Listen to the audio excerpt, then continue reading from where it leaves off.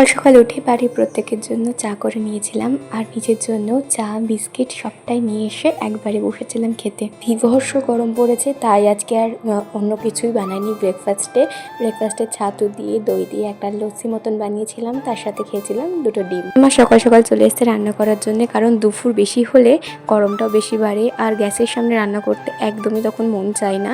তো আজকে একদম সিম্পল রান্না হবে আজকে ডিমের কারি, তার সঙ্গে একটা শাক। আমি লাঞ্চে বসে পড়েছি। লাঞ্চটা আজকে দারুণ জমে গেছিলো আর কারিটা খেতে মারাত্মক সুন্দর হয়েছিল। সন্ধ্যেবেলায় আমাদের কাকার বাড়িতে ইনভিটেশন ছিল, আজকে ছিল ভাইয়ের বার্থডে। তার সাথে কিছুদিন আগে আমার কাকা কাকিমার অ্যানিভার্সারি হয়ে গেছে, ওটাই আজকে সেলিব্রেশন হচ্ছে। পর আমাদের সকলকে দিয়েছিল পকোড়া খেতে। আমরা সবাই মিলে একসাথে বসে পকোড়া খাচ্ছিলাম, প্রচুর গল্প করেছি, গসিপ করেছি, মানে ফান প্রচুর হয়েছে। সবাই মিলে ওর জন্য একটা কেক নিয়ে গেছিলাম, তো ওটা দেখে তো পুরো অবাক হয়ে গেছিল।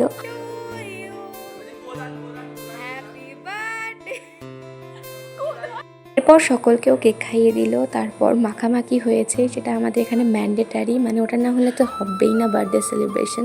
এরপর আমরা খাওয়ার জায়গায় চলে গেছিলাম, কারণ অনেক রাত হয়ে গেছে। খাওয়ার মেনুগুলোর আর কিছু বললাম না, তোমরা একটু পারলে পজ করে দেখে নিও। আমি লাইটের অবস্থার জন্য আর সেরকমভাবে কোনো ভিডিও ক্যাপচার করতে পারিনি। তো যাই হোক, এরপর আমরা অনেকক্ষণ ধরে অল্প টল্প করে খাওয়া দাওয়া করে মজা করে সেদিনকে বাড়ি চলে এসেছিলাম। তো আজকের ভিডিওটা এই অবধি, দেখা হচ্ছে নেক্সট ভিডিওতে, বাই।